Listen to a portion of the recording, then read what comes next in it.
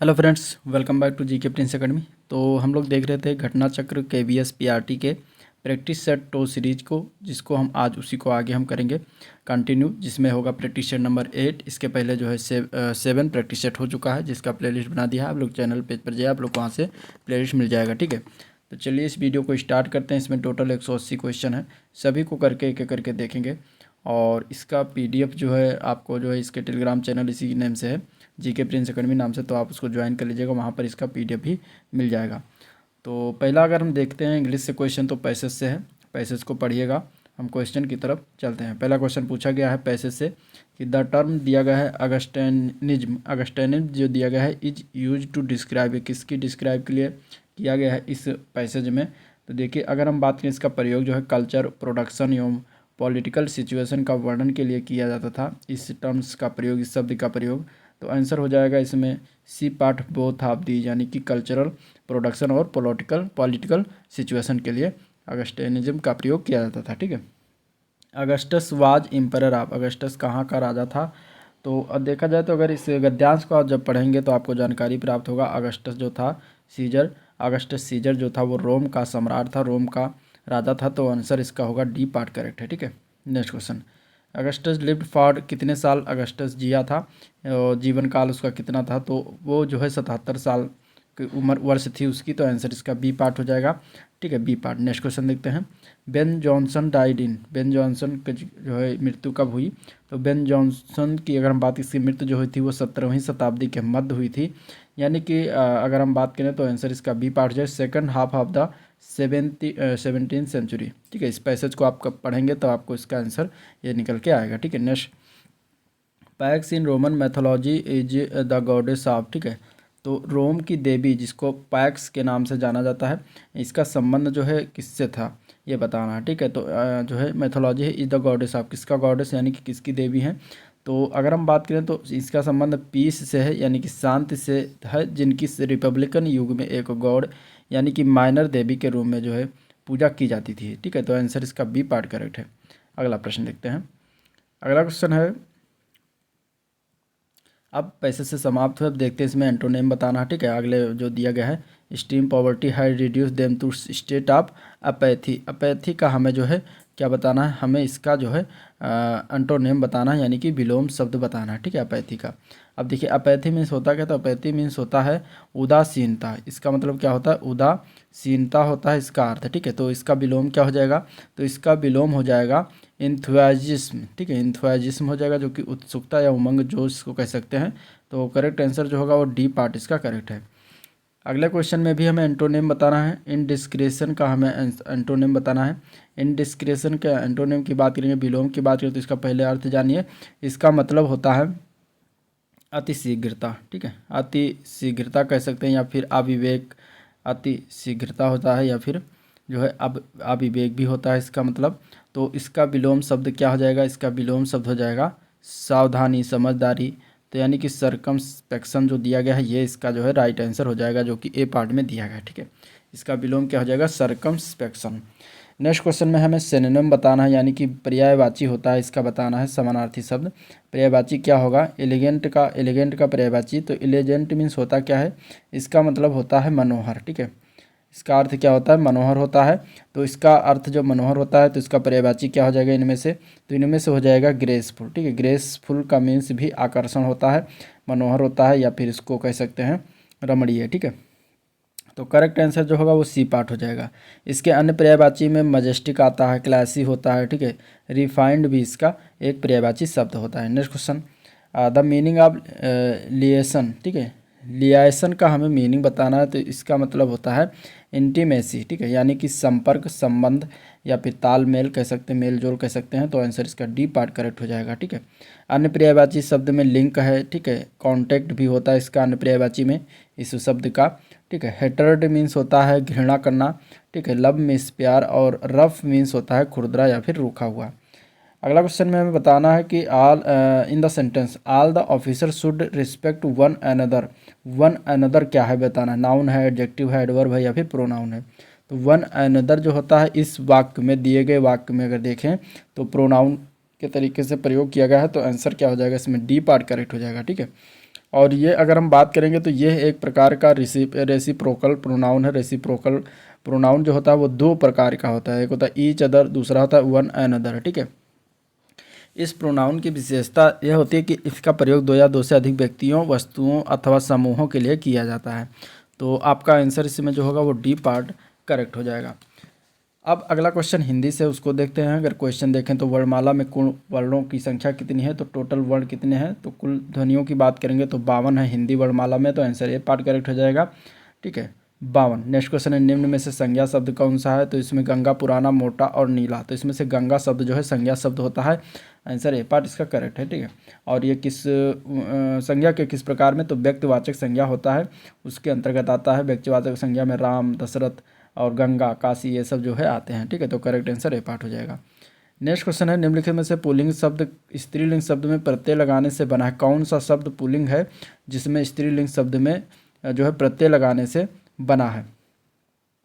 तो इसमें अगर देखा जाए तो भेड़ा जो दिया गया भेड़ा, ठीक है, इसमें क्या है, ये जो है भेड़ एक स्त्रीलिंग शब्द होता है भेड़, ठीक है। तो इसमें जब हम प्रत्यय लगाएंगे बड़ा आ प्रत्यय जब लगाएंगे तो ये बन जाएगा भेड़ा, जो कि एक पुल्लिंग शब्द हो जाता है, तो आंसर इसका सी पार्ट जो है करेक्ट हो जाएगा। इसी तरीके से भैंस से भैंसा बनाया जाता है, ठीक है। नेक्स्ट क्वेश्चन, सदा एक वचन में प्रयोग होने वाले शब्दों को बताना है इसमें से। तो इसमें अगर देखें तो वर्षा और जनता जो दिया गया है ये क्या है, ये सदा एक वचन प्रयोग होने वाले शब्द हैं, ये हमेशा जो है एक वचन में ही प्रयोग होते हैं, ठीक है। प्राण, बाल ये सब क्या है, ये सब बहुवचन में प्रयोग, लेकिन प्राण हमेशा बहुवचन में होता है, ठीक है। हस्ताक्षर, जनता ये भी बहुवचन है, होश और लोग ये भी जो है बहुवचन में। नेक्स्ट क्वेश्चन है निम्नलिखित जाड़ों में से सॉरी इसमें जो जनता ये क्या है, ये बहुवचन नहीं है, ये एक वचन ही है, ठीक है। नेक्स्ट क्वेश्चन है निम्नलिखित जोड़ों में से उत्तम पुरुष वाले जोड़ों को पहचानिए इसमें से। मैं, हम, तू, तुम, वो, मैं, इससे, इन्होंने, इसमें से बताना है कि कौन जो है जोड़ा उत्तम पुरुष वाला जोड़ा है, ठीक है। तो मैं, हम जो है ये किस प्रकार का जोड़ा है, तो ये उत्तम पुरुष सर्वनाम है, तो आपका आंसर जो होगा राइट ए पार्ट करेक्ट हो जाएगा। तू, तुम जो ये है मध्यम पुरुष सर्वनाम है, ठीक है। तू, तुम क्या है, ये मध्यम पुरुष सर्वनाम है। और अगर हम बात करें वो और वह, तो ये अन्य पुरुष सर्वनाम के अंतर्गत आता है, ठीक है, अन्य पुरुष सर्वनाम के अंतर्गत आता है। तो इस तरीके से इसका आंसर क्या हो जाएगा, ए पार्ट हो जाएगा। अगला क्वेश्चन, निम्नलिखित में से कौन सा शब्द विशेषण है, तो विशेषण की अगर हम बात करेंगे इसमें तो देखिए चमकीला शब्द जो है ये विशेषण है, ठीक है। इसमें जो है ईला प्रत्यय जोड़ने से चमकीला, यानी कि चमक में ईला प्रत्यय जोड़ा गया है जिससे कि चमकीला बना है, और जो कि एक विशेषण है, ठीक है। निम्नलिखित में से कौन सी सकर्मक क्रिया है, तो इसमें से अगर देखेंगे सकर्मक क्रिया की तो लेना शब्द जो है ये सकर्मक क्रिया है, जबकि आना, जाना और मरना ये सब क्या है, अकर्मक क्रियाएं हैं। अगला क्वेश्चन, निम्नलिखित में से तत्सम शब्द कौन सा है, तो इसमें अगर देखेंगे तो गोपाल जो है ये तत्सम शब्द का उदाहरण है, आंसर इसका जो हो जाएगा वो ए पार्ट सही हो जाएगा। और इसमें तद्भव इसका क्या होता है, तद्भव होता है ग्वाल, ठीक है, तद्भव क्या होता है, ग्वाल होता है, ठीक है। नेक्स्ट क्वेश्चन में बताना है कि कौन सा शब्द तद्भव है इसमें से, तो इसमें अगर देखा जाए तो जीव शब्द क्या है, ये तद्भव शब्द है, जीव क्या है, तद्भव शब्द है, ठीक है। अगला प्रश्न देखते हैं, अरविंद का पर्यायवाची शब्द बताना है। अरविंद किसका पर्यायवाची है, तो अरविंद जो है कमल का पर्यायवाची होता है, करेक्ट आंसर जो होगा वो ये पार्ट सही हो जाएगा, ठीक है। इसके अन्य पर्यायवाची में पंकज होता है, जलज इसका अन्य पर्यायवाची है, नीरज है, ठीक है। इसके अलावा अम्बुज भी इसका अन्य पर्यायवाची होता है, अम्बुज इसका अन्य पर्यायवाची होता है, सरोज जो है इसका अन्य पर्यायवाची होता है। तो इस तरीके से इसके अन्य पर्यायवाची हैं, ठीक है। तो आंसर क्या हो जाएगा, ए पार्ट हो जाएगा। अब क्वेश्चन करंट अफेयर और कंप्यूटर से देखेंगे। भारत का पहला वानिकी यानी कि वन विश्वविद्यालय किस राज्य में स्थापित किया जाएगा, तो इसमें से अगर हम देखेंगे तो इसका आंसर क्या हो जाएगा, तो वानिकी विश्वविद्यालय अधिनियम 2022 के तहत जो है तेलंगाना सरकार ने जो है यह हैदराबाद तेलंगाना में वानिकी यानी कि वन विश्वविद्यालय स्थापित करने का निर्णय लिया है। तो करेक्ट आंसर जो होगा वो क्या हो जाएगा, डी पार्ट हो जाएगा, ठीक है। अगला क्वेश्चन, वैश्विक नवाचार सूचकांक 2022 में भारत ने कौन सा स्थान प्राप्त किया है। नवाचार सूचकांक में भारत के स्थान की बात करेंगे तो 40 है, 40वां स्थान है, आंसर सी पार्ट इसका करेक्ट है। 2021 में 46 था, ठीक है। बौद्धिक संपदा विश्व बौद्धिक संपदा संगठन द्वारा जारी सूचकांक में जो है पहला स्थान इसमें किसका है, स्विट्जरलैंड का आता है, और अंतिम स्थान पर गिनी देश को प्राप्त हुआ है। नेक्स्ट क्वेश्चन, हाल ही में किस वैश्विक कंपनी द्वारा भारत में स्ट्रीट व्यू फीचर को लॉन्च किया गया, तो ये लॉन्च किया गया है जुलाई 2022 में गूगल वैश्विक कंपनी के द्वारा स्ट्रीट व्यू फीचर्स को लॉन्च किया गया है। तो करेक्ट आंसर जो होगा वो ए पार्ट करेक्ट हो जाएगा। अगस्त 2022 में गरिमा हजारिका का निधन हो गया, वो किस कला से संबंधित थी? तो गरिमा हजारिका जो थी वो एक प्रसिद्ध नृत्यांगना थी, और ये कहाँ की थी? तो ये असम की थी। ठीक है, असम की थी। तो इनका निधन हो गया, याद रखिएगा। नेक्स्ट क्वेश्चन इसमें देखते हैं। निम्नलिखित में से किसने 2022 का ऑस्ट्रेलियाई ओपन टेनिस पुरुषों का खिताब जीता? तो 2022 का ऑस्ट्रेलियाई ओपन टेनिस पुरुष का खिताब, युगल खिताब, ऑस्ट्रेलियाई जोड़ी जो है थनासी कोकिनाकिस और निकोलस हेतमी, ठीक है, निकोलस हेतमी किर्गियोस ने जीता है। तो आंसर इसका क्या हो जाएगा? बी पार्ट करेक्ट हो जाएगा। ठीक है, बी पार्ट करेक्ट हो जाएगा। अब अगला प्रश्न देखते हैं। अगला क्वेश्चन इसमें देखें तो लिटमस पेपर को साबुन के पानी में डालने पर यह इनमें से किस रंग में बदल जाता है? तो लिटमस पेपर की अगर हम बात करेंगे तो साबुन के पानी में डालने पर लिटमस पेपर जो होता है वो नीले रंग में बदल जाता है। आंसर इसका डी पार्ट करेक्ट हो जाएगा। रेगिस्तानी पौधे में प्रकाश संश्लेषण किसमें होता है? तो रेगिस्तानी पौधों में प्रकाश संश्लेषण की बात करेंगे तो तना में अधिकांश प्रकाश संश्लेषण होता है। आंसर इसका डी पार्ट करेक्ट हो जाएगा। ठीक है, तना में। नेक्स्ट क्वेश्चन, भारत के संविधान के किस अनुच्छेद के अनुसार संसद के दोनों सदनों की संयुक्त बैठक की अध्यक्षता कौन करता है? तो दोनों चीज़ें बतानी है। तो देखिए, भारत के संविधान का अनुच्छेद 118 के अनुसार अगर हम देखें तो लोकसभा अध्यक्ष जो होता है संसद के दोनों सदनों की संयुक्त बैठक की अध्यक्षता करता है। तो करेक्ट आंसर जो होगा वो डी पार्ट इसका करेक्ट है। भारतीय संविधान का कौन सा अनुच्छेद उपराष्ट्रपति के चुनाव का प्रावधान करता है? तो कौन सा अनुच्छेद है जिसमें उपराष्ट्रपति के चुनाव निर्वाचन से संबंधित है? तो वो है अनुच्छेद 66। आंसर इसका जो होगा वो सी पार्ट करेक्ट हो जाएगा। इसमें जो है उपराष्ट्रपति के निर्वाचन के चुनाव का जो है निर्वाचन का जो है प्रावधान है। तो आंसर सी पार्ट करेक्ट हो जाएगा।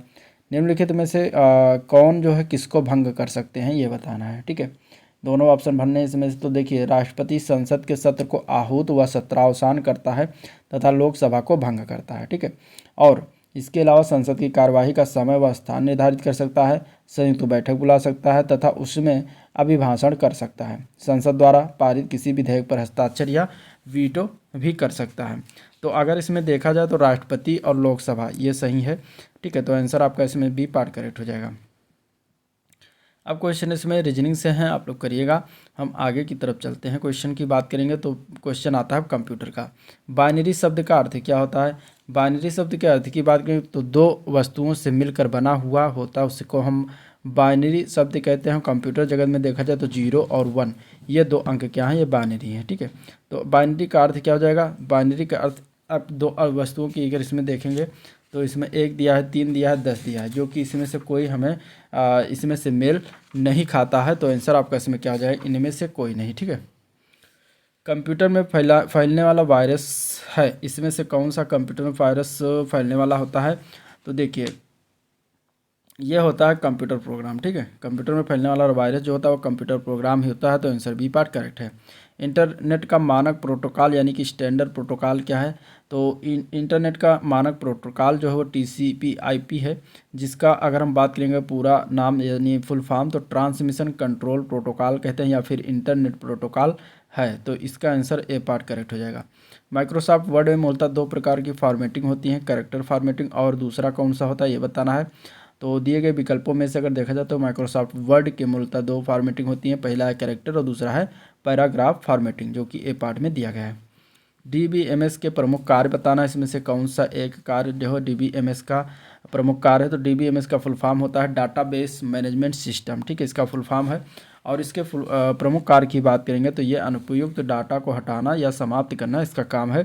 तो आंसर की बात करेंगे तो आंसर इसका क्या हो जाएगा? डी पार्ट करेक्ट हो जाएगा। ठीक है, अब क्वेश्चन है शिक्षा और नेतृत्व पर दृष्टिकोण। क्वेश्चन की बात करेंगे तो 1998 में राष्ट्रीय अध्यापक शिक्षा परिषद यानी कि NCTE की रिपोर्ट में पाया गया कि शिक्षक परिवर्तन लाने वाले महत्वपूर्ण कारक होते हैं।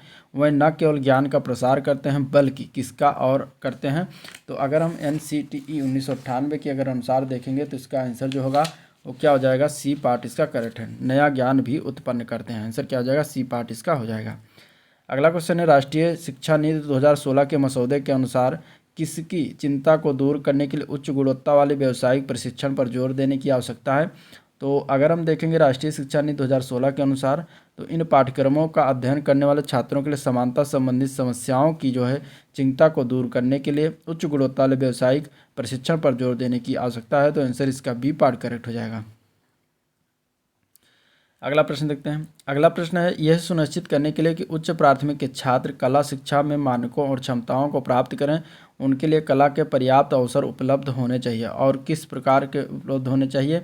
तो इसमें अगर देखेंगे तो सृजन कला के पर्याप्त अवसर उपलब्ध होना चाहिए, तो आंसर डी पार्ट इसका करेक्ट हो जाएगा। ठीक है, निम्नलिखित में से कौन सा लक्ष्य स्कूली शिक्षा में संख्यात्मकता से जुड़ा है। तो इसमें से अगर हम देखें तो आंसर हो जाएगा बी पार्ट, वयस्कों को रोजगार सक्षम बनाना जो है संख्यात्मक शिक्षा से जुड़ा है, संख्यात्मकता से जुड़ा है, तो आंसर इसका जो होगा वो बी पार्ट करेक्ट है। अगला प्रश्न, छात्रों को किस में जो है पढ़ाने पर वह अपने आसपास के पर्यावरण को बेहतर तरीके से समझ पाते हैं। तो कक्षा के बाहर जब पढ़ाया जाता है तो अपने आसपास के पर्यावरण को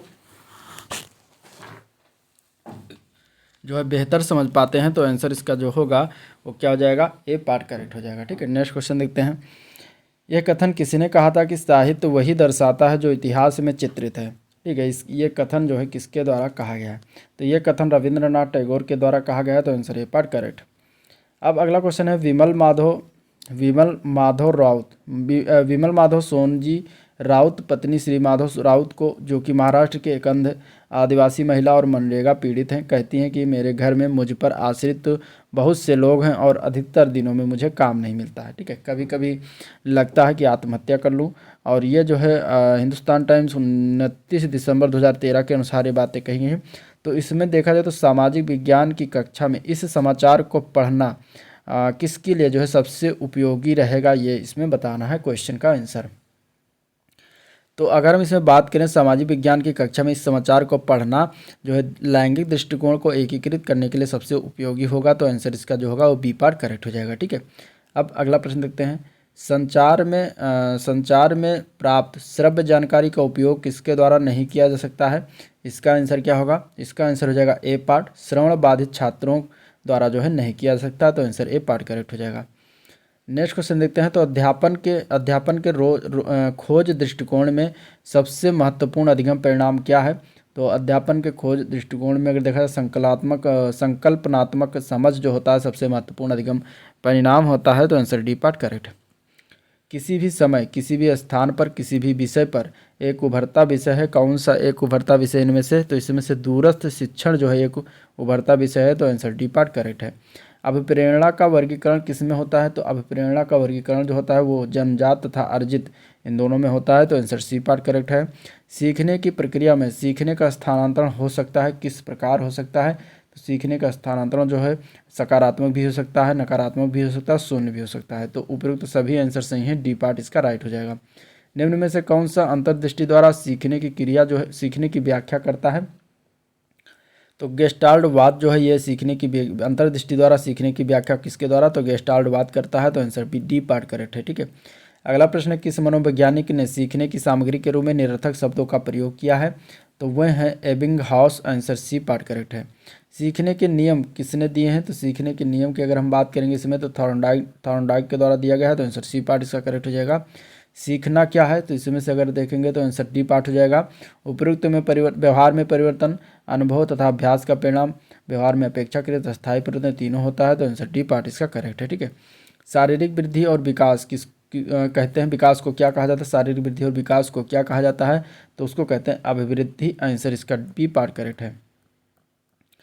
नेक्स्ट क्वेश्चन है, चिंतन संज्ञानात्मक पक्ष में एक मानसिक क्रिया है और यह कथन किसके द्वारा दिया गया है। तो यह कथन जो है रॉस के द्वारा दिया गया है, जो कि डी पार्ट में दिया गया है। ठीक है, बाल मनोविज्ञान के आधार पर कौन सा कथन सर्वोत्तम है। तो इसमें अगर हम बात करेंगे तो आंसर हो जाएगा डी पार्ट, प्रत्येक बच्चा विशिष्ट होता है। ठीक है, तो आंसर क्या हो जाएगा, डी पार्ट हो जाएगा।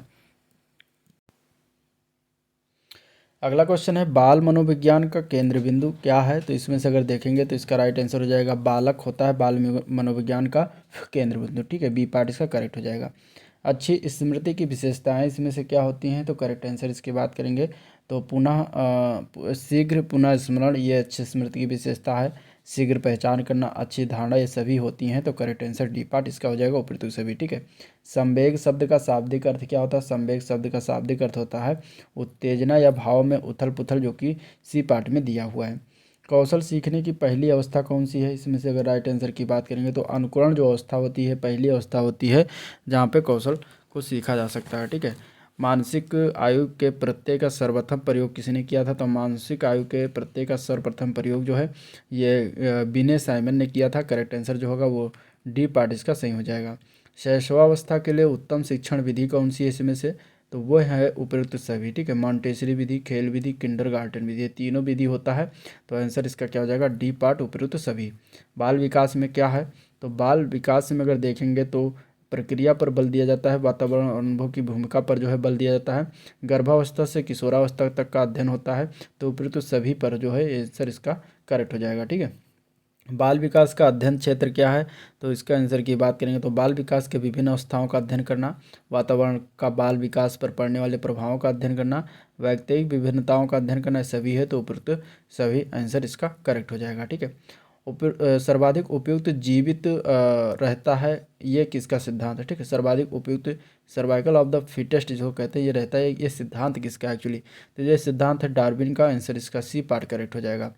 नेक्स्ट क्वेश्चन है बिने साइमन परीक्षण द्वारा क्या मापन किया जाता है? तो बिने साइमन के परीक्षण के द्वारा सामान्य बुद्धि का मापन करते हैं, ए पार्ट इसका करेक्ट है। अगला प्रश्न है संवेगात्मक विकास को प्रभावित करने वाले कारक कौन कौन से होते हैं? तो शारीरिक स्वास्थ्य, मानसिक योग्यता, थकान, ये तीनों कारक होते हैं संवेगात्मक विकास को प्रभावित करने वाले। तो करेक्ट आंसर जो होगा उपयुक्त सभी हो जाएगा। ठीक है, सामाजिक प्रत्याशाओं के अनुरूप व्यवहार की योग्यता का अधिगम सामाजिक विकास कहा जाता है, और यह कथन किसका है? तो यह कथन जो है हॉरलॉक का है। आंसर इसका जो होगा ए पार्ट करेक्ट है। सीखने का सर्वाधिक उपयुक्त अर्थ क्या है? सीखने का सर्वाधिक उपयुक्त अर्थ की अगर हम बात करें तो व्यवहार में परिमार्जन जो करना होता है, ये सीखने का सर्वाधिक उपयुक्त अर्थ है। ठीक है, वाणी दोष नहीं है, इनमें से कौन सा वाणी दोष नहीं है? तो इसमें धीमी या तेज गति से बोलना ये वाणी दोष नहीं होता। बाकी ध्वनि परिवर्तन और अस्पष्ट उच्चारण जो होता है ये वाणी दोष के अंतर्गत आता है। हकलाना तुतलाना ये भी वाणी दोष के अंतर्गत आता है। तीव्र अस्पष्ट वाणी जो है ये भी वाणी दोष के अंतर्गत आता है। लेकिन बी पार्ट में जो दिया गया है धीमी या तेज गति से बोलना ये वाणी दोष के अंतर्गत नहीं है। ठीक है, नेक्स्ट क्वेश्चन, प्राथमिक स्तर पर मूल्यों की शिक्षा देने की सर्वोत्तम विधि कौन सी है?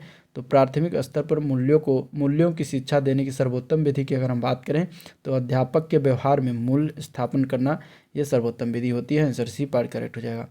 मूल्यों के वर्गीकरण में क्या सम्मिलित नहीं है? मूल्यों के वर्गीकरण में एन केन प्रकारेण धनार्जन का मूल्य जो है ये वर्गीकरण ये सम्मिलित नहीं होता। तो करेक्ट आंसर बी पार्ट हो जाएगा। ठीक है, व्यक्तित्व के संगठन का स्वरूप क्या है? व्यक्तित्व के संगठन के स्वरूप की अगर हम बात करें तो मनोवैज्ञानिक एवं शारीरिक ये दोनों होता है। तो आंसर बी पार्ट करेक्ट है। नेक्स्ट क्वेश्चन देखते हैं, आत्म केंद्रित व्यक्ति किस प्रकार होता है? तो आत्म केंद्रित व्यक्ति जो होता है वो अंतर्मुखी प्रकार व्यक्ति होता है। तो आंसर ए पार्ट करेक्ट है। ठीक है, अपने ऊर्जा बल को बाहर की ओर अभिव्यक्त करने वाले व्यक्ति का प्रकार क्या होता है? तो अपने ऊर्जा बल को बाहर की ओर करने वाले व्यक्ति के प्रकार की अगर हम बात करें तो बहिर्मुखी व्यक्तित्व होता है। करेक्ट आंसर सी पार्ट इसका सही है। कक्षा 4 का एक बच्चा सदैव चिंतित और कुंठित रहता है, आप अगर क्या करेंगे? तो अगर देखिए इसमें अगर हम बात करें तो देखिए अगर कक्षा 4 का बच्चा सदैव चिंतित और कुंठित रहता है तो आपको स्वयं परामर्शदाता की भूमिका का निर्वाह करेंगे। तो आंसर इसका सी पार्ट करेक्ट हो जाएगा। नेक्स्ट क्वेश्चन है भाषा विकास का सिद्धांत इसमें से कौन सा नहीं है? तो अनुबंधन का सिद्धांत ये होता है। ठीक है, अनुकरण का सिद्धांत ये भी होता है, परिपक्वता का सिद्धांत ये भी होता है, लेकिन अतिरिक्त शक्ति का सिद्धांत जो है ये भाषा विकास का सिद्धांत नहीं है। तो आंसर आपका सी पार्ट करेक्ट है। नेक्स्ट क्वेश्चन, भाषा के अर्जन एवं विकास के लिए सर्वाधिक संवेदनशील अवधि कौन सी होती है? तो ये होता है प्रारंभिक बाल्यावस्था। आंसर इसका बी पार्ट हो जाएगा।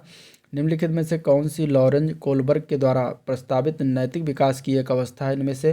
तो इसमें से अगर देखा जाए सामाजिक अनुबंध अभिविन्यास की अवस्था जो होती है लॉरेंज कोलबर्ग के द्वारा प्रस्तावित नैतिक विकास की एक अवस्था है। ठीक है, नेक्स्ट क्वेश्चन, कक्षा में परिचर्चा के दौरान एक शिक्षक प्रायः लड़कियों की तुलना में लड़कों पर अधिक ध्यान देता है, यह किसका उदाहरण है?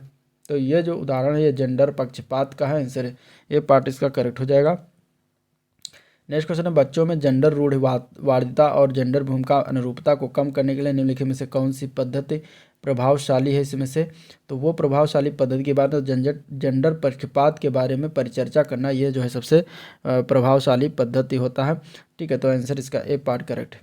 नेक्स्ट क्वेश्चन, निम्नलिखित में से किस मनोवैज्ञानिक ने बच्चों को ज्ञान के सक्रिय जिज्ञासु के रूप में देखते हुए उनके चिंतन पर सामाजिक एवं सांस्कृतिक विषय वस्तुओं के प्रभाव को महत्व दिया है तो वे हैं लेव वाइगोस्की के महोदय। इन्होंने जो है बच्चों के ज्ञान के सक्रिय जिज्ञासु के रूप को देखते हुए उनके चिंतन पर, सामाजिक एवं सांस्कृतिक विषय वस्तु पर जो है महत्व डाला है। अगला क्वेश्चन, जिगसा पहेली को करते समय 5 वर्ष की नजमा स्वयं से कहती है कि नीला टुकड़ा कहाँ है। नहीं, यह वाला नहीं, गाढ़े रंग वाला जिससे जूता पूरा बन जाएगा। तो इस प्रकार की वार्ता को जो है वाइगोत्स्की की किस तरह संबोधित करते हैं। तो इस प्रकार की वार्ता को अगर हम देखा जाए तो इसका आंसर क्या हो जाएगा। राइट आंसर की बात करें तो ये व्यक्तिगत वार्ता होती है प्रकार का, तो आंसर इसका ए पार्ट करेक्ट हो जाएगा। ठीक है, बच्चों को संकेत देना तथा आवश्यकता पड़ने पर सहयोग प्रदान करना निम्नलिखित में से किसका उदाहरण है। तो यह है पाठ अथवा ढांचा का उदाहरण, आंसर डी पार्ट करेक्ट हो जाएगा। निम्नलिखित व्यवहारों में से कौन जीन पियाजे द्वारा प्रस्तावित मूर्त संक्रियात्मक अवस्था को विशेषित करता है इनमें से। तो इसमें से अगर हम बात करें तो बी पार्ट से संरक्षण और कक्षा समावेशन जो होता है मूर्त संक्रियात्मक अवस्था के अंतर्गत होता है, जीन पियाजे द्वारा प्रस्तावित, तो आंसर इसका बी पार्ट करेक्ट हो जाएगा। ठीक है, बच्चों के संज्ञानात्मक विकास के संदर्भ में निम्नलिखित में से कौन से जीन पियाजे की संरचना है।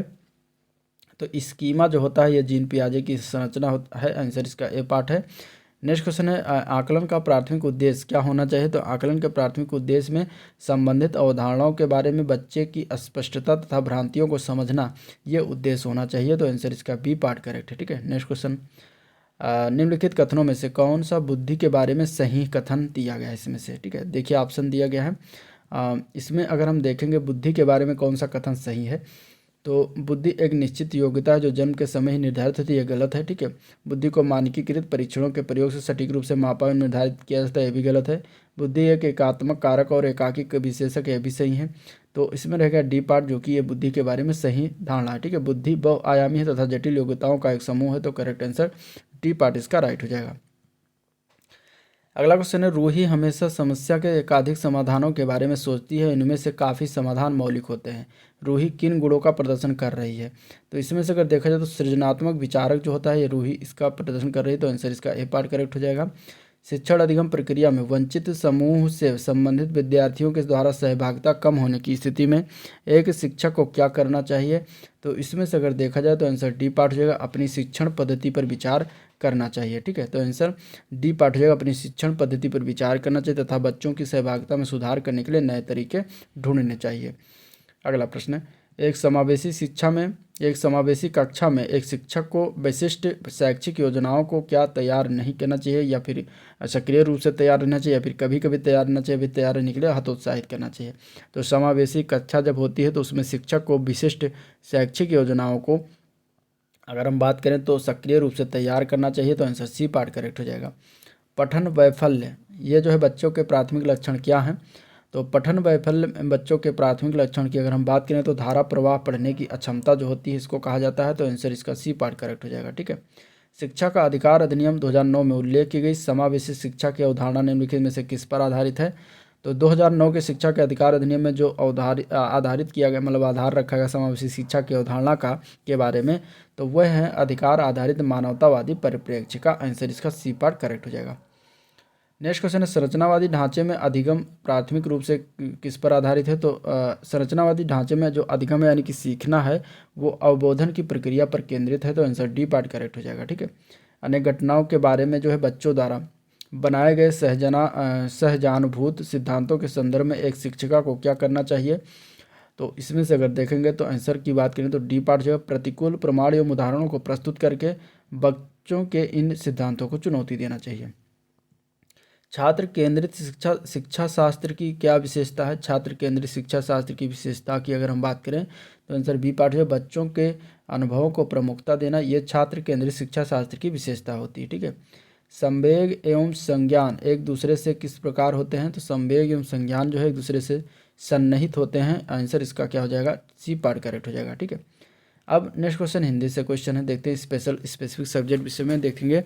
तो हिंदी की आवृत्ताकार समृद्ध स्वर ध्वनि कौन सी है इनमें से, जिसको आवृत्ताकार समृद्ध ध्वनि कहा जाता है, स्वर ध्वनि है, तो वो है छोटी ई, आंसर बी पार्ट करेक्ट हो जाएगा। ठीक है, जो कि ह्रस्व स्वर के अंतर्गत भी आता है, यानी कि लघु स्वर के अंतर्गत भी आता है। नेक्स्ट क्वेश्चन है, निम्नलिखित में से कौन सा शब्द समूहवाचक संज्ञा नहीं है। सभा, कक्षा, भीड़, दौड़, इसमें से कौन सा जो है एक समूहवाचक संज्ञा के अंतर्गत नहीं आएगा, तो वो है दौड़। दौड़ शब्द जो है समूहवाचक नहीं होता। नेक्स्ट क्वेश्चन है कव्वाली शब्द लिंग की दृष्टि से क्या है? कव्वाली पुल्लिंग है या स्त्रीलिंग है, ये बताना है। तो कव्वाली शब्द जो होता है वो स्त्रीलिंग होता है, आंसर इसका बी पार्ट हो जाएगा। शिक्षक शब्द का बहुवचन क्या होता है? शिक्षक शब्द का बहुवचन शिक्षकगण होता है, जो कि डी पार्ट में दिया गया है। राम अपने आप वस्त्र साफ कर लेता है, इस वाक्य में कौन सा सर्वनाम है? तो इसमें निजवाचक सर्वनाम का प्रयोग किया गया है, आंसर जो होगा वो क्या हो जाएगा? सी पार्ट इसका करेक्ट हो जाएगा। ठीक है, निजवाचक सर्वनाम। तो इसमें अगर देखा जाए तो निजवाचक सर्वनाम है कौन सा है? वो है आप जो इसमें प्रयोग किया गया वो क्या है? निजवाचक सर्वनाम है। ठीक है, नेक्स्ट क्वेश्चन। अगला प्रश्न इसमें दिया गया है आत्मा का विलोम पूछा गया है। आत्मा का विलोम क्या होता है? तो आत्मा का विलोम होता है परमात्मा, जो कि सी पार्ट में दिया गया। ठीक है, उसने नहाकर भोजन किया, इस वाक्य में नहाकर शब्द जो है निम्नांकित में से किस क्रिया का उदाहरण है? तो नहाकर भोजन किया यानी कि एक क्रिया जो हुआ है उसके जस्ट तुरंत बाद समाप्त होकर तुरंत दूसरी क्रिया आरंभ हो गई।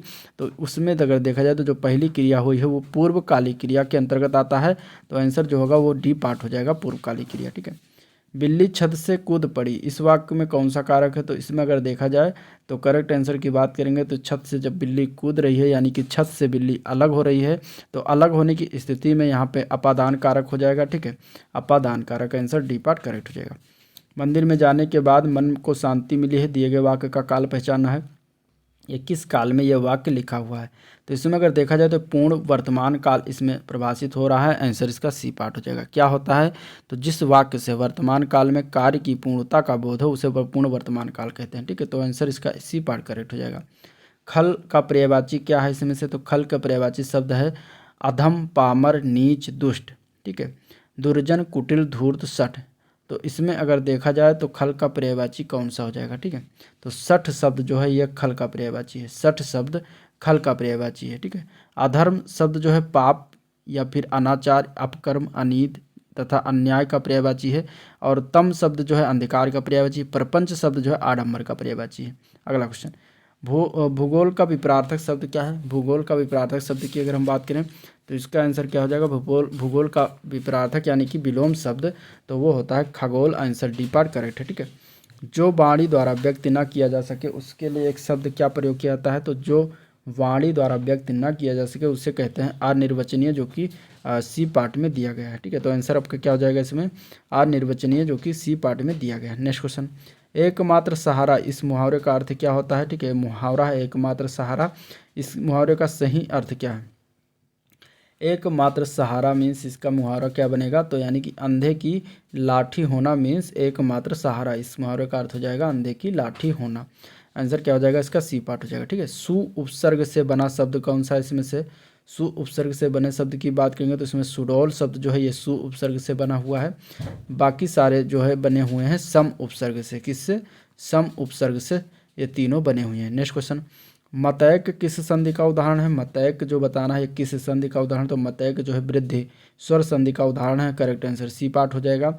अगर हम देखें मतैक की तो इसका अगर विच्छेद करेंगे तो मत प्लस ऐक बनता है इसका संधि विच्छेद। ठीक है, ऐक बनता है इसका संधि विच्छेद। अब यहाँ पे मतैक में अगर हम देखेंगे मत प्लस ऐक दिया गया है, तो यहाँ पे अगर देखेंगे तो छोटा आ प्लस ए दिया गया है। ठीक है, और ये जो है मिलकर ए बन रहा है, छोटा आ प्लस ए दिया जो कि मिलकर ए बन रहा है, और ये वृद्धि स्वर संधि के अंतर्गत होता है। अगला क्वेश्चन, राजपुत्र में कौन सा समास है? राजपुत्र के समास की बात करेंगे तो इसमें तत्पुरुष समास हो जाएगा, आंसर इसका डी पार्ट हो जाएगा। ठीक, कौन सा समास कौन सा तत्पुरुष है? तो संबंध तत्पुरुष। अगला प्रश्न, मैंने विद्यालय जाना है, इसमें अगर बताएं तो इसमें पूछा गया है कि कौन सा वाक्य में शुद्धि दी गई। तो यहाँ पे अगर देखा जाए तो सर्वनाम संबंधी अशुद्धि है, अशुद्धि है सर्वनाम संबंधी, जो कि ये पार्ट में दिएगा मैंने के स्थान पर यहाँ पर मुझे होता तो यह सही होता। ठीक है, तो आंसर आपका ये पार्ट हो जाएगा। नेक्स्ट क्वेश्चन, निम्नलिखित में से शुद्ध वर्तनी कौन सा? सही रूप से कौन सा शब्द लिखा हुआ है ये बताना। इसमें से शुद्ध वर्तनी की अगर हम बात करेंगे तो इसमें सांप्रदायिकता जो लिखा हो, सांप्रदायिकता। ठीक है, सांप्रदायिकता जो कि बी पार्ट में लिखा हो, ये सही रूप से लिखा हो, बाकी सारे गलत लिखे हुए हैं। ठीक है, बाण का पर्यायवाची बताना है। बाण का पर्यायवाची क्या होता है? तो बाण का पर्यायवाची होता है तीर, शर, विशिख, आशुग, सिलीमुख, नाराज, ये सब बाण के पर्यायवाची हैं। तो करेक्ट आंसर जो होगा वो डी पार्ट हो जाएगा। वृद्ध का विलोम बताना है। वृद्ध का विलोम क्या होता है? ठीक है, वृद्धि का विलोम होता है क्षय। ठीक है, क्या होता है? क्षय होता है, जो कि डी पार्ट में दिया गया है। अब क्वेश्चन है इंग्लिश से, the most appropriate one word substitute for a person living at the same time as another is, इसको हम एक शब्द में क्या कहेंगे। यानी कि अगर हम बात करें तो दिए गए वाक्य में इसको हम कहते हैं समकालीन हिंदी में, या फिर इसको हम कह सकते हैं कंटेम्प्ररी, ठीक है, कंटेम्प्ररी। तो आंसर इसका क्या हो जाएगा, सी पार्ट करेक्ट हो जाएगा। Choose the correct antonym of the word, ठीक है। परसिमोनस का हमें जो है करेक्ट एंटोनिम यानी कि विलोम बताना है। परसिमोनस मीन्स होता क्या है, इसका मतलब होता है कंजूस, ठीक है। क्या होता है अर्थ, इसका मतलब कंजूस होता है। और इसका विलोम क्या हो जाएगा, इसका विलोम क्या हो जाएगा, इसका विलोम हो जाएगा खर्चीला, या फिर फिजूल खर्ची कह सकते हैं इसका विलोम। इंग्लिश में क्या कहेंगे, प्रोडिगल, ठीक है, प्रोडिगल, जो कि डी पार्ट में दिया गया है। अगला क्वेश्चन में हम फिल इन द ब्लैंक्स करना है, यहाँ पे भरना है। Hardly dash reached her home when the rain started, ठीक है। यहाँ पे हम कौन सा शब्द भर दें जिससे कि एक करेक्ट वाक्य जो है बन जाए। तो इसमें अगर देखें तो इसमें हैड सी का प्रयोग किया जाएगा, जो कि बी पार्ट में दिया गया है, ठीक है। हार्डली और व्हेन, हार्डली व्हेन जो लगा हुआ है इसके साथ अगर हम देखेंगे तो सब्जेक्ट और वर्ब का जो है इन्वर्जन होता है, तो यहाँ पे हैड सी का प्रयोग करेंगे। Find out the incorrectly spelled word, यानी कि इसमें से कौन सा गलत लिखा हुआ शब्द है। तो वर्तनी शब्दों में अगर हम देखेंगे तो 12th जो लिखा हुआ है ए पार्ट, ये गलत लिखा हुआ है, ठीक है। 12th क्या गलत लिखा हुआ है। इसका अगर हम शुद्ध की बात करेंगे तो TWELFTH होता है, ठीक है। यहाँ पे TWLTH लिखा है, जो कि गलत है। तो करेक्ट आंसर जो होगा ए पार्ट, बाकी सारे सही हैं। Next question, give the correct synonyms, यानी कि पर्यायवाची बताना है। एबेसिमल का पर्यायवाची, एबेसिमल का पर्यायवाची बताना है, क्या होगा, ठीक है। इसका मतलब क्या होता है, इसके मतलब की अगर हम बात करेंगे तो इसका मतलब होता है बहुत ही खराब, ठीक है, या फिर अथाह नितलीय कह सकते हैं इसका अर्थ। इसका सिनोनिम्स क्या हो जाएगा, इसके सिनोनिम्स की बात करें तो हॉरिफाइंग होता है। आंसर क्या हो जाएगा, सी पार्ट, ठीक है। इसका भी मतलब भयंकर, भयानक, भीषण कह सकते हैं इसको। Next question, a blessing in disguise, ठीक है। अ ब्लेसिंग इन डिस्ग्यूज इसका क्या अर्थ होता है। तो ये अगर हम बात करें तो ये ईडियम फ्रेजेज, यानी कि ये एक प्रकार का मुहावरा है। और इसका क्या अर्थ है, तो इसका अर्थ है something good is something good that is not recognised at first and apparent misfortune that eventually has good result, ठीक है। यानी कि bad thing that turns out to be good, good outcome from an evil situation. यानी कि अगर हम बात करें इसमें आंसर की तो something good that is not recognised at first, इसका करेक्ट आंसर हो जाएगा, जो कि ए पार्ट में दिया गया है। यानी कि दुख के वेश में सुख होना, ये इसका हिंदी मुहावरा हो जाता है। अ पर्सन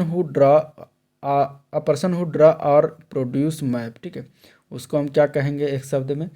तो मैप यानी कि मानचित्र को बनाने वाले व्यक्ति को हम कहते हैं कार्टोग्राफर, ठीक है। क्या कहते हैं, कार्टोग्राफर, मानचित्रकार, मानचित्रकार, जो कि ए सी पार्ट में दिया गया है, ठीक है।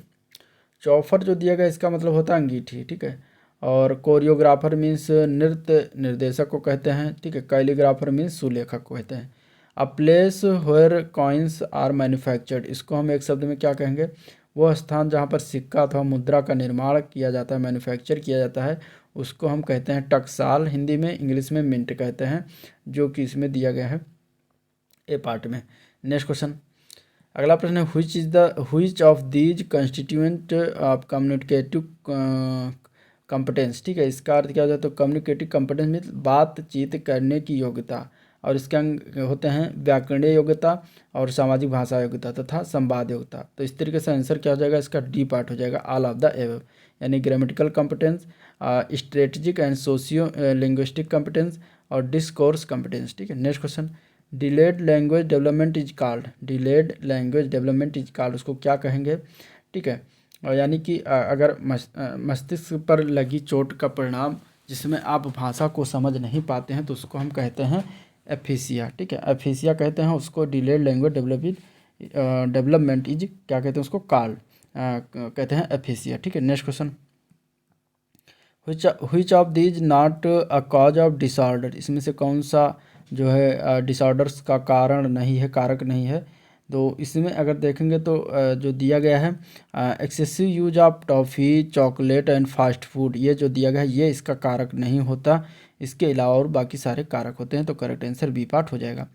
Which of these goal of communicative approach, communicative approach का उद्देश्य क्या होता है। तो अप्रोप्रिएशन अगर हम बात करें, अप्रोप्रिएटनेस यानी कि उपयुक्तता, इसको हिंदी में कहते हैं, तो ये जो होता है, या फिर एक्सेप्टेबल लैंग्वेज की बात करें तो अनुकूल भाषा होता है। फ्लुएंसी मीन्स होता है धारा प्रवाहिता हुआ, यानी कि वाक्पटुता इत्यादि जो होते हैं सभी संप्रेषण पद्धति के आवश्यक तत्व होते हैं, ठीक है। तो ये इसमें आंसर आपका हो जाएगा D part, all of the above, सभी सही हैं। इन प्रेजेंट एरा यानी कि इस आधुनिक एरिया मतलब वर्तमान में अगर देखें तो English language teaching is facing, English language जो है क्या फेस कर रहा है भाषा शिक्षण में, तो जिन समस्याओं से गुजर रही इंग्लिश अंग्रेजी भाषा वो है व्याकरण को अधिक महत्व, यानी कि ओवर एम्फेसाइज ऑन ग्रामर, ठीक है। इसके अलावा लैक ऑफ जो है लैंग्वेज लेबोरेटरी यानी कि भाषा प्रयोगशाला की कमी, और इसके बाद अनुवाद द्वारा शिक्षण यानी कि टीचिंग थ्रू ट्रांसलेशन, तो ये सभी फेस कर रहा है। तो करेक्ट आंसर जो होगा वो डी पार्ट हो जाएगा, all of these. Unit test is an expression of evaluation, किसका एवेल्युएशन होता है? यूनिट टेस्ट द्वारा जो है रचनात्मक आकलन यानी कि फॉर्मेटिव एवेल्युएशन किया जाता है। तो फॉर्मेटिव इसका राइट आंसर हो जाएगा यूनिट टेस्ट के द्वारा, ठीक है।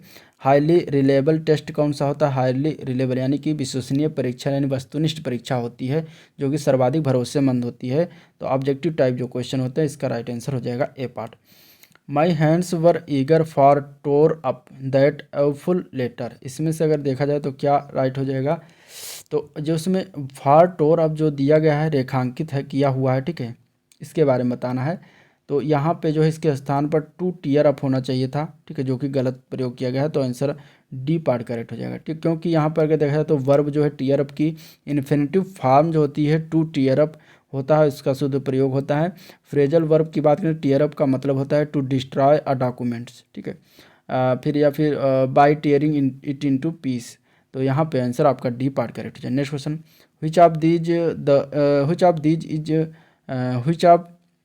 These is the strategy of remedial teaching, ठीक है।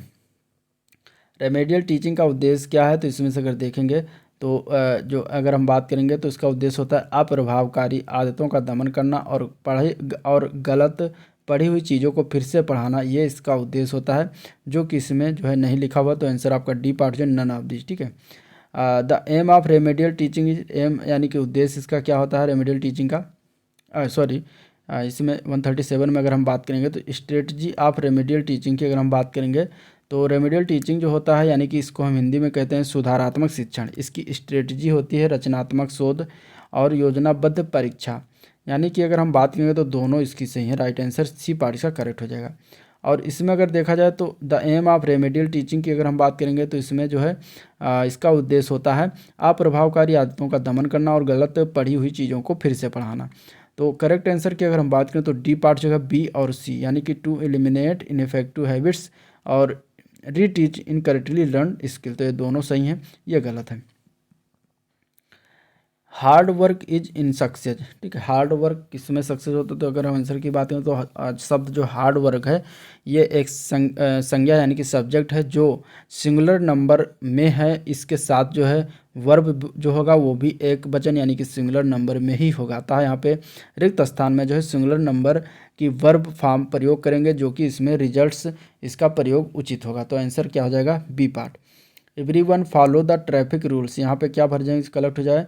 तो यहाँ पे मस्ट पर जोर दे, यहाँ पे मस्ट जो है शब्द जो होता है जोर देने के लिए प्रयोग किया जाएगा, ठीक है। Everyone follow the traffic rules यानी कि हमें मस्ट का प्रयोग करना चाहिए, क्योंकि हमें जोर देना है कि एवरीवन सभी को फॉलो करना चाहिए ट्रैफिक रूल्स को। तो करेक्ट आंसर जो होगा वो डी पार्ट हो जाएगा, ठीक है।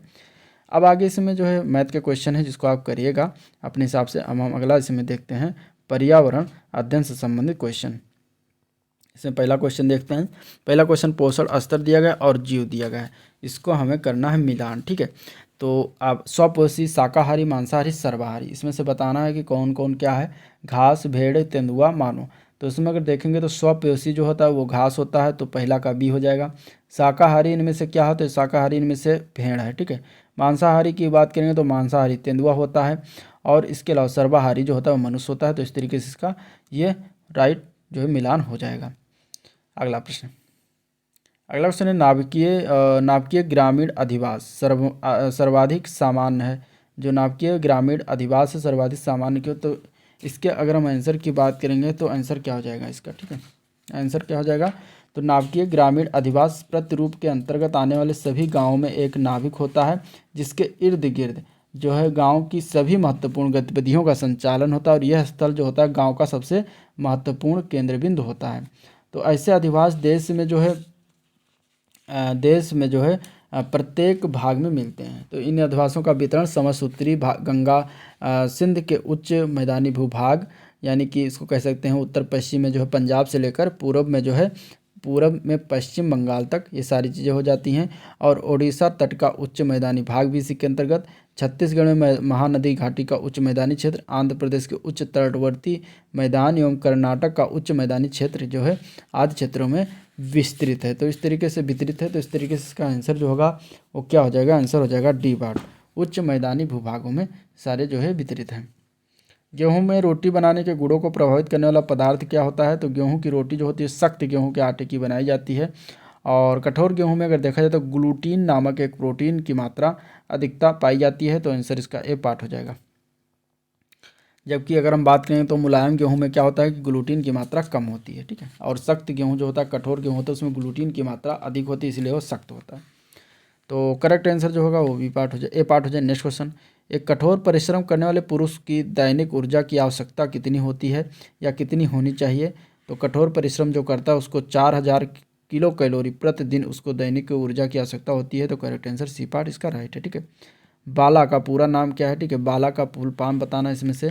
तो देखिए बाला का फुल फॉर्म की अगर हम बात करेंगे तो इसका फुल फॉर्म है अधिगम सहायक के रूप में बिल्डिंग, ठीक है, यानी कि इसको इंग्लिश में कहते हैं बिल्डिंग एज लर्निंग एड, ठीक है, बिल्डिंग एज लर्निंग एड। तो करेक्ट आंसर जो होगा बी पार्ट इसका करेक्ट है। वैकल्पिक ढांचे का क्या अर्थ है? इसमें से बताना है वैकल्पिक ढांचे का क्या मतलब होता है। तो वैकल्पिक ढांचे का तात्पर्य ऐसे विचारों से है जो अवधारणाओं के औपचारिक रूप से स्वीकृत स्पष्टीकरण से अलग होता है। तो करेक्ट आंसर क्या हो जाएगा इसका? ए पार्ट हो जाएगा, विचार जो अवधारणाओं के औपचारिक रूप से स्वीकृत स्पष्टीकरण से अलग है, ठीक है। नेक्स्ट क्वेश्चन है, महिलाएं पुरुषों की तुलना में कमजोर है, यह एक क्या है? तो यह एक जो है ये एक प्रकार का मिथक है, ठीक है, बाकी कुछ नहीं। तो आंसर इसका डी पार्ट हो जाएगा। सभी समान है, सभी बराबर है, तो एक मिथक है। आंसर इसका डी पार्ट हो जाएगा। परिवार एक इकाई होता है जिसमें माँ, पिता और उनके 2 बच्चे होते हैं। यह कथन जो है किसके द्वारा कहा गया है? तो यह कथन की अगर हम बात करेंगे तो यह कथन जो है सत्य है, क्योंकि यह किसी आदर्श परिवार का आकार है। आंसर डी पार्ट करेक्ट हो जाएगा। नेक्स्ट क्वेश्चन है, समूह कार्य से पर्यावरण अध्ययन कर रहे बच्चे की सामाजिक वैयक्तिक विशेषताओं के आकलन के लिए निम्नलिखित में से कौन सा उपकरण जो है सर्वाधिक उपयुक्त होगा? तो इसमें से अगर देखा जाए तो निर्धारण मापनियाँ जो होती हैं सर्वाधिक उपयुक्त होगा इसके लिए। तो आंसर इसका ए पार्ट करेक्ट हो जाएगा, ठीक है। निम्नलिखित प्रश्नों को पढ़िए, इसमें से पढ़िए और इसका फिर इसके बाद उसका आंसर देना है, ठीक है। पहला अगर हम देखते हैं इसमें तो दिया गया है, मैंने क्रियाकलाप की योजना कितनी अच्छी बनाई, मैंने योजना का अनुसरण कितना अच्छा किया, मेरी शक्तियाँ क्या थी, मुझे सचमुच कठिन क्या लगा। अब ऊपर दिए गए 4 प्रकार के प्रश्नों के उत्तर से क्या होगा, ठीक है। शिक्षकों का स्व आकलन, बच्चों और शिक्षकों को दोनों का स्व आकलन, शिक्षक द्वारा समग्र आकलन या फिर बच्चों का स्व आकलन, इसमें से क्या राइट होगा? तो इसमें से अगर देखा जाए तो इसमें बच्चों और शिक्षकों दोनों का स्व आकलन इसमें होता है। तो आंसर इसका बी पार्ट करेक्ट हो जाएगा, ठीक है। आंसर क्या हो जाएगा इसका? बी पार्ट करेक्ट हो जाएगा, क्योंकि ये चारों ऑप्शन जो दिए गए हैं ये ABCD करके, ये चारों ऑप्शन जो हैं ये बच्चे और शिक्षक दोनों से संबंधित हैं। तो करेक्ट आंसर क्या हो जाएगा? बी पार्ट हो जाएगा। नेक्स्ट क्वेश्चन, अगला प्रश्न में भी इसी तरीके से कुछ दिया गया है। आंसर दिया गया है, 4 ऑप्शन दिए गए हैं। एक शिक्षक अपने विद्यार्थी को विभिन्न पशुओं के चित्र देता है और उन पशुओं पर रंग भरने को कहता है, जो हमारे घरों में नहीं रहते। इस क्रियाकलाप का क्या उद्देश्य होगा? पहला है सृजनात्मकता का विकास करना, दूसरा है अवलोकन का विकास करना, तीसरा है वर्गीकरण कौशल का विकास करना, चौथा है डाटा संग्रह का विकास करना। अब इसमें चारों ऑप्शन में कौन कौन सही है?